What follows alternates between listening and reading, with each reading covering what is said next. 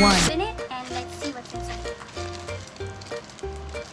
And I have a spray here so we can just sanitize the whole thing.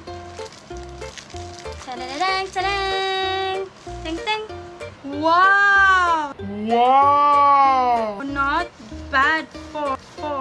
Hi there mga kalingers! So, a few days ago, I tried to shop online for my vitamins. But then I ended up buying something else. Because I was really very curious about this mystery item. I saw some reviews at the comment section below and then not bad naman. So I tried it out and now I'm going to show you what's inside it. Now let's open this mystery box. But it's not a mystery box.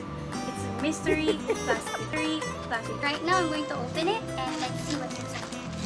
I have a spray here so we can just sanitize the whole thing. Ta-da-da-dang, ta-dang!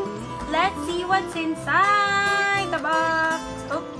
Okay. And are you ready? 1, 2, 3. Ting ting. Wow, not bad for 69 pesos. I got JBL Hi-Fi Base earphones. Wow, that's great.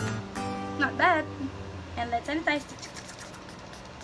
Let's try it out. And I'll see how it works. I'm going to make a review on this item next time. But for now, I'm happy for my 69 pesos worth of mystery item. That's it for today. Bye. See you next time, everyone.